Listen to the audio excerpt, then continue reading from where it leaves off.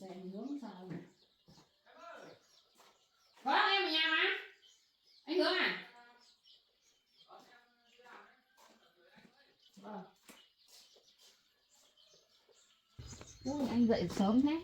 À, anh từ dậy sớm đón em đi làm rồi anh cũng đi làm đấy. Tại cho anh quá nhỉ. Em phải đi bộ rồi mà. Sao đấy?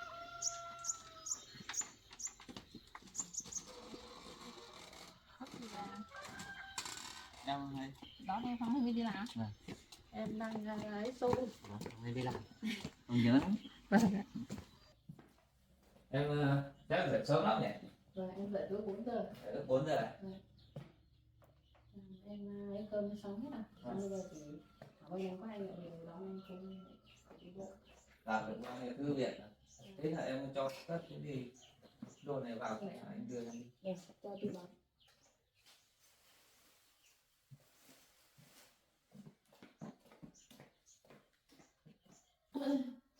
Cái đồ này em dán qua được hả? Vâng. Này em làm là cái gì với cái gì? Làm xôi với cái gì?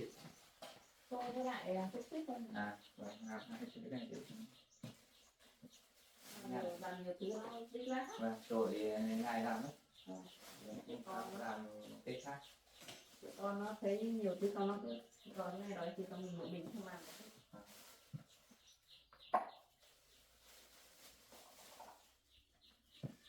Bị hộp các thứ vào hết rồi. Có hết. Thế nào em xét thì xét.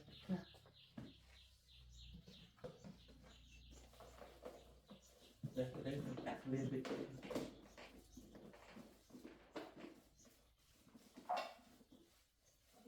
Cái nắp giờ tìm mãi thôi. Anh dậy sớm nhỉ? Dậy sớm thì em. Nhưng mà không bằng em dậy sớm hơn. Em khác anh. Giờ mới tập buôn bán tập tay cho nên Cố gắng. nhiều cái nó Mai sẽ thành công. làm bằng như thế. Ai cũng học từ bé đến lớn. Học dần hát có.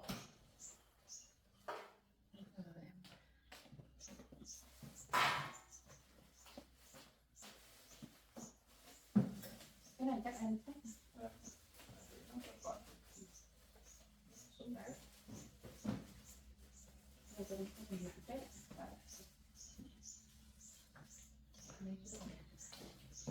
Trong này là cơm ở trong này vẫn còn một thế à?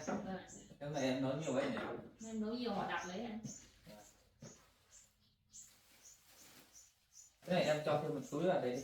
Vâng. Cái to ấy, không sách tí.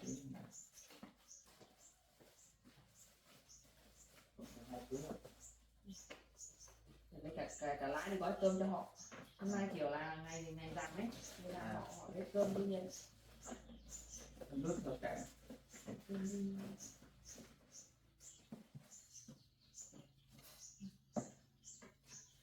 Xem cái gì quên cái gì.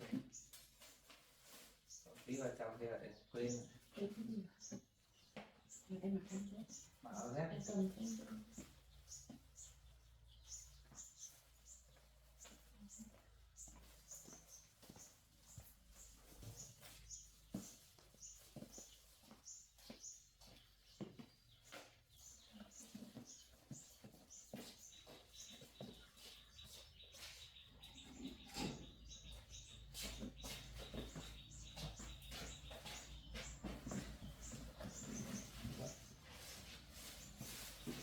Cái bóng này có lên chưa? Lấy tí anh đưa thẻ. Đây, chào đây. Kia anh cầm cho anh đi. Đấy, mang đến đi, mang quên. Đây cái anh.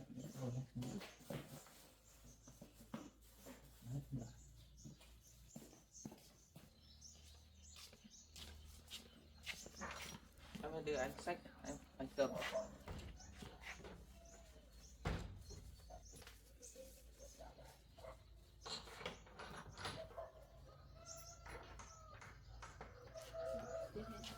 Anh có lái xe này.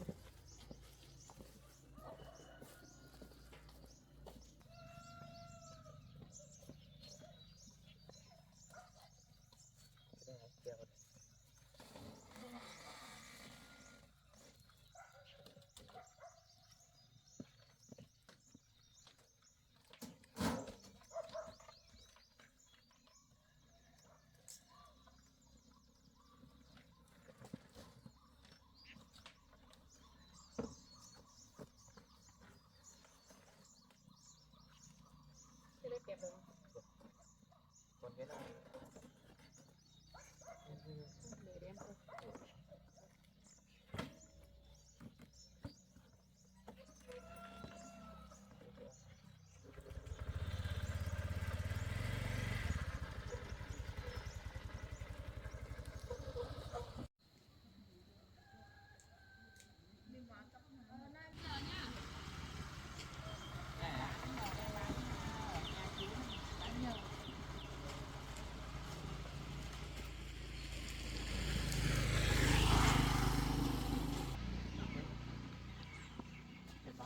gần chỗ anh chọn đây.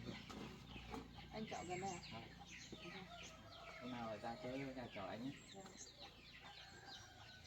Cái này em xếp kìa. Có phải khuyên gì?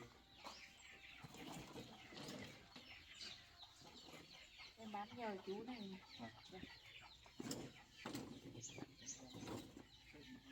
Không gọi. Đâu đấy.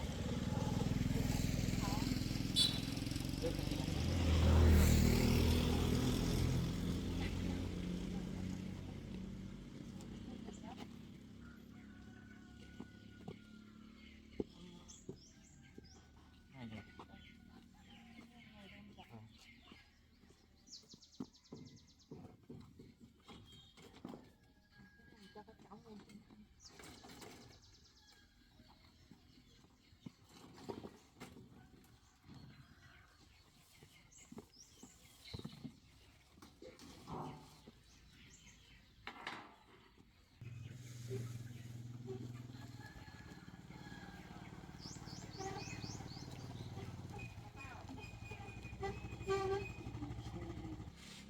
Anh lấy xôi anh.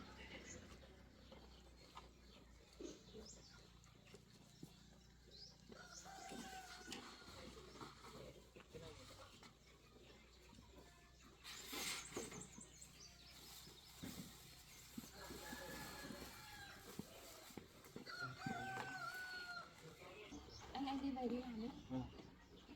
Thế thôi thì anh về trước tí nhé. Vâng. Em ở đây bán vui vẻ nhé. Thành công may mắn nhé. Vâng, cảm ơn anh nhiều nhé. Bán được giá hàng nhé. À tí nếu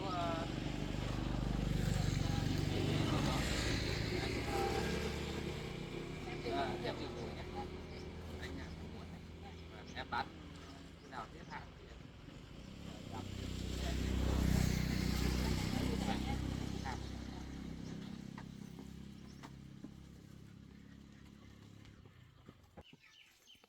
Đi về nhé. Vâng, nhé.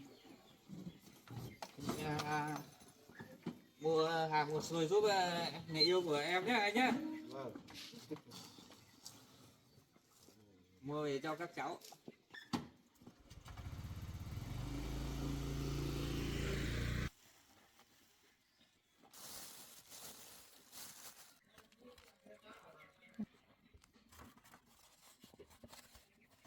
Xôi này gạo ngon, gạo dẻo.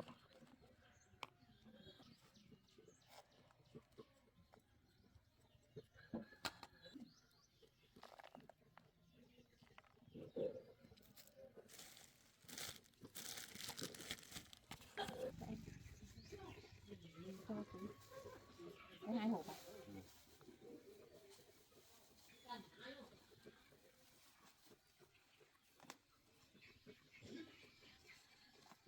Có xôi thì sáng bố mẹ đỡ phải nấu cơm rồi. Không vậy đi.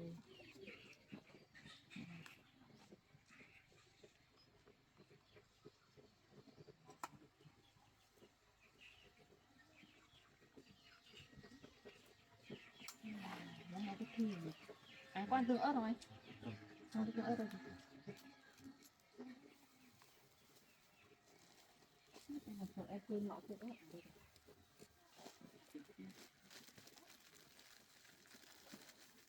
Ôi, lấy thôi đi em ơi. Phần em đây rồi. Xôi bán sao đấy chị? Thì em lấy nhiều không? Mấy cho em gói đi. À, gói. Để giảm đúng không? Vâng. Em lấy xôi đỏ đúng không? Vâng, Xin anh nhé. Anh nhớ.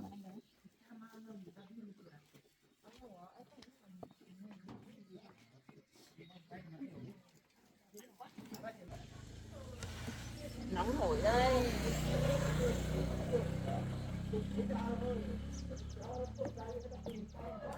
Em lấy 2 gói à em?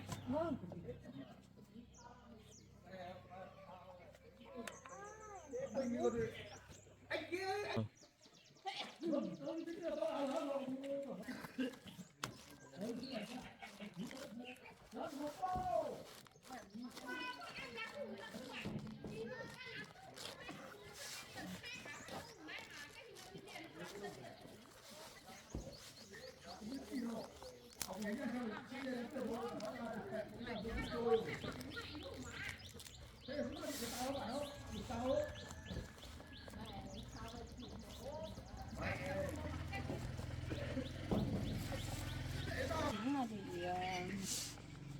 nhà mới mà thấy Được được.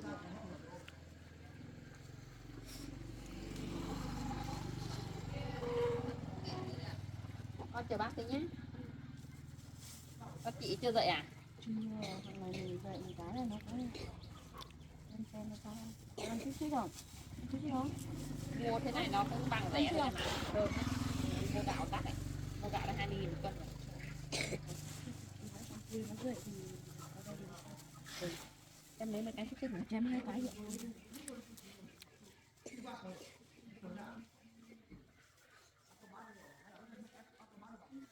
lạnh rồi.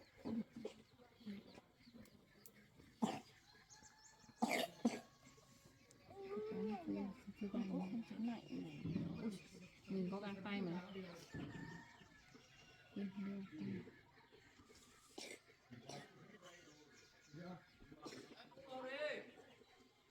Sắp được rồi. Đang chờ bác.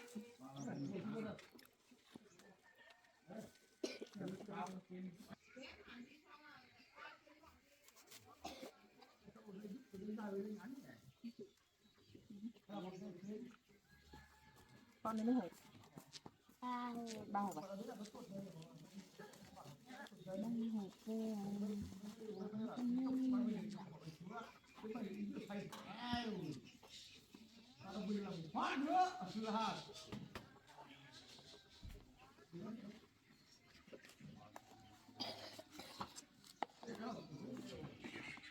Nguội mất. Chị à đi đâu ấy? Em xuống chờ em hay là em chưa kịp lấy cho cháu? Thôi mua son đi về, son đi rửa mặt rồi hết xong đi học nữa Thôi nhỉ. và lạnh mà áo không mặc Mà áo dép vào. nó phải trừ đấy. Mẹ đâu? Mẹ đi công ty à? À mẹ đi công ty à?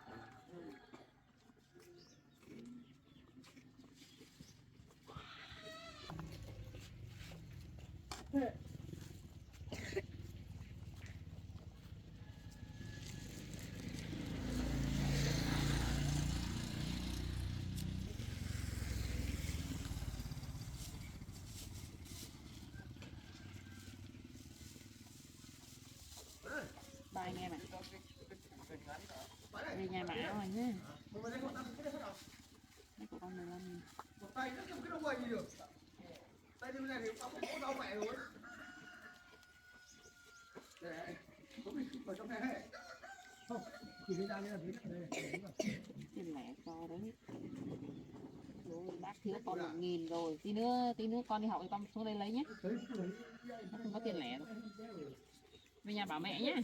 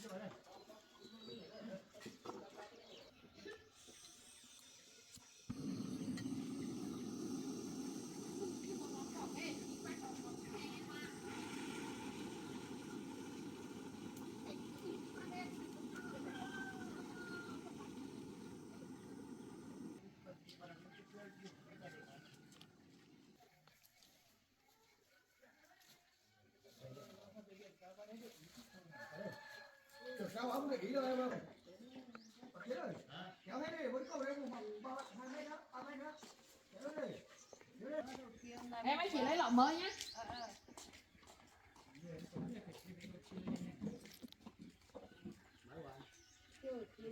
Ơi, chín mà chín rồi.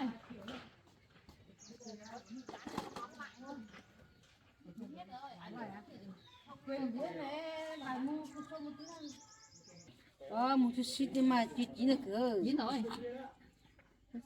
À chờ chị chờ em một tí nhé. Không biết là em nói nè. Không nói biết.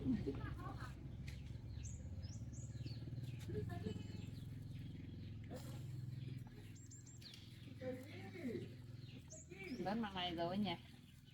Hôm nào vào nhà mới? ô Có vào nhà mới không? không vào Không vào đâu. ăn nào ấy là thế xong rồi ấy Giỏi đấy nhỉ hai vợ chồng ấy. vào Xây nhà nhà có có tứ. cái gì thì nên nhà người ta vào trực tiếp đấy Nhà này là đẹp lắm rồi. ô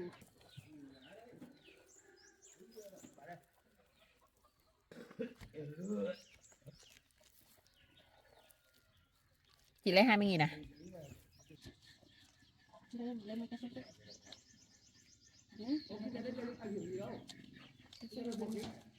kia cái tôm ba này nó chín nào Dính thôi. Em muội thì thế em chờ em ra giá đã qua tí. Thế chị bên nhà lấy lá về đi.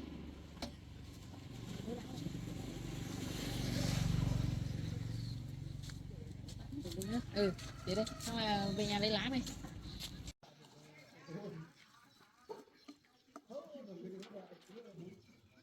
Trường chụp bánh để nước. Ô, bảo mình nó không. Cái không khác cái gì hả? Bởi vì nó vẫn là trẻ. Còn thì dụ mình chắc hơn tâm tôi đỡ nhưng mà cứ số. Con lên ghế ngồi đi, ăn luôn đây. Ghế kìa. Ngồi luôn đây để băng lên.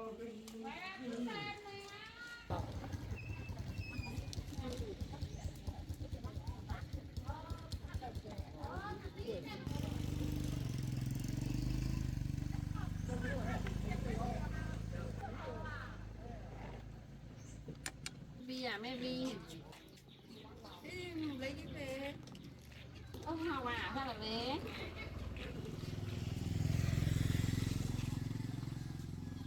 Tôi đỏ, tôi trắng. Tôi trắng với đỏ. Làm cái gì ạ? Làm túi á. Lấy ông cái này vứt đi. Vợ làm cái lúc mệt mệt đấy. Làm lúc không có máy.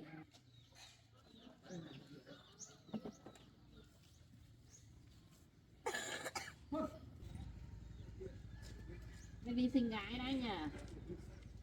Biết bán hàng, theo mẹ bán hàng nữa cơ. Biết lấy cái gì uống?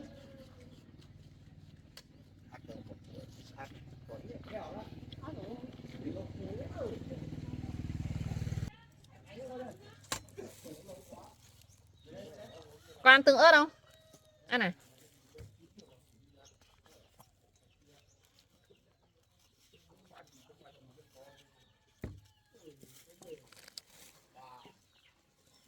Đây con này. Thế còn 5.000. Lấy hai số này nữa. Cho về lấy về cho con. Thế là bằng hết 20.000. 15. À 15.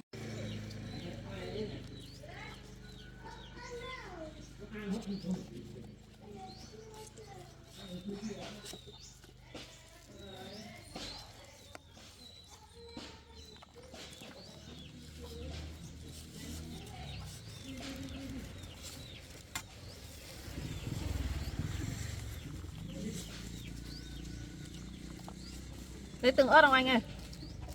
Hả? Đấy.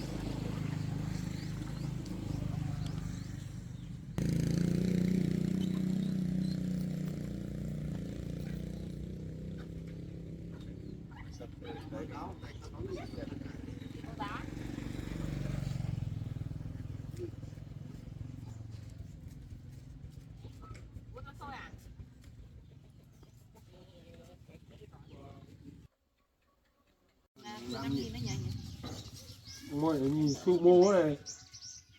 Dưa em có tiền lẻ 5.000 không?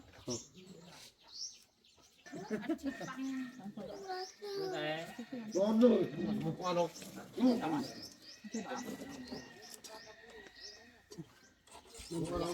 Tuổi nhau bây giờ làm món một lại, không ăn nữa.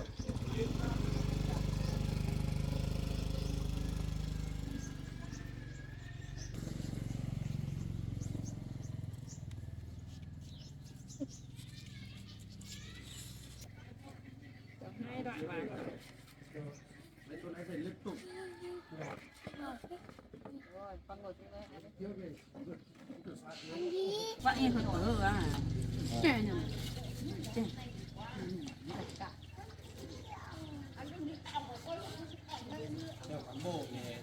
Về lường vết thế nó là chặt nó mới được nhỉ.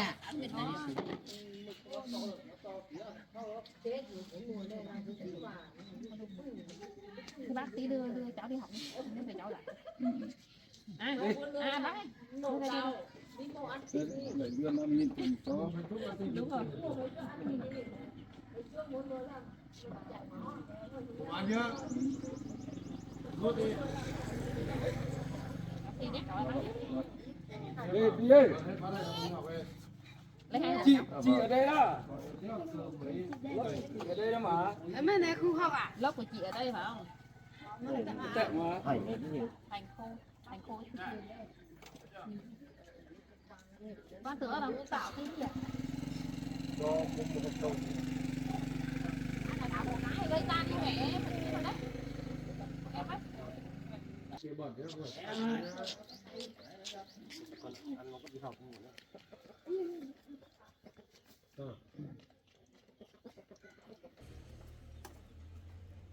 Thằng kia. Hộp này không cho tương ớt đâu hả? Rồi thì ra kia ăn nhắm cái lần à?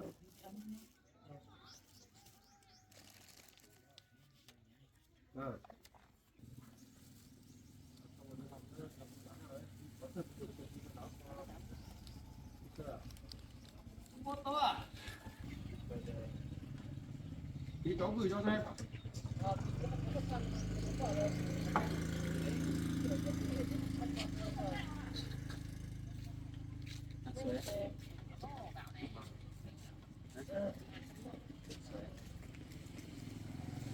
Thôi à?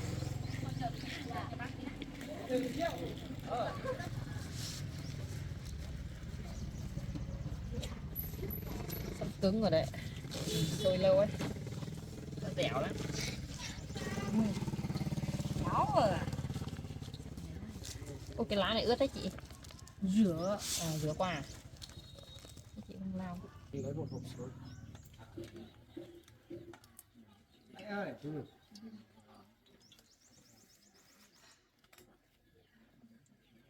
Đấy.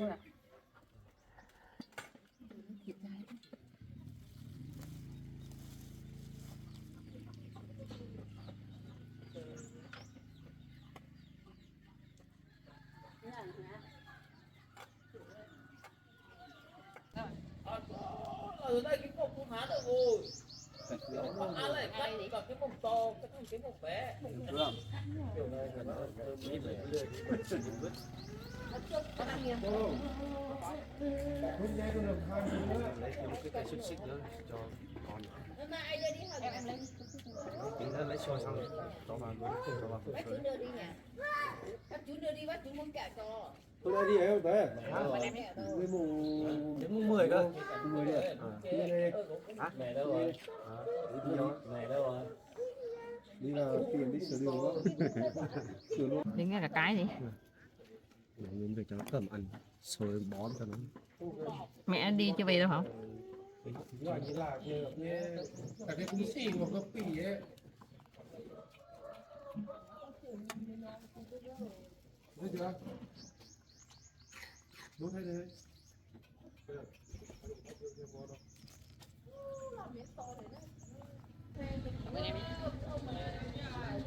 Mai ngày mai, 2 ngày riêng nữa mà. Ồ. Thằng Hợp một lợn đen à? À trả tiền rồi à? Thế mới được chứ. Ai này trả tiền ăn không đến này. Tiền của bố em. bố em cho em ăn Cái chèo đây rồi.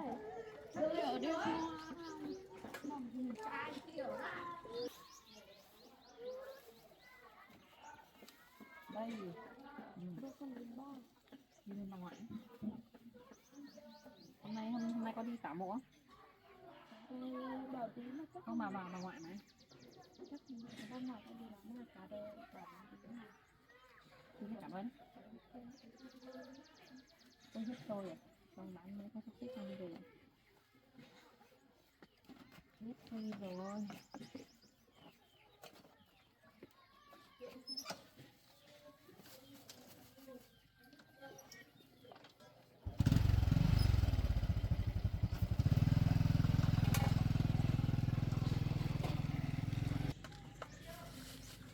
xong rồi đi về thôi. Bán nó có thích thích về thôi.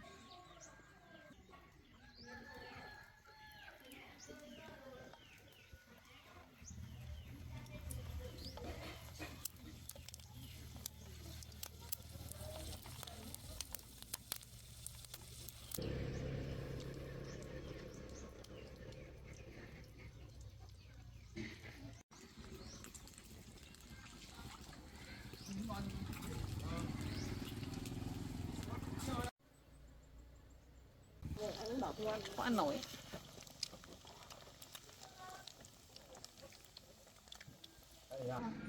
Chị Quyên không ăn súp về.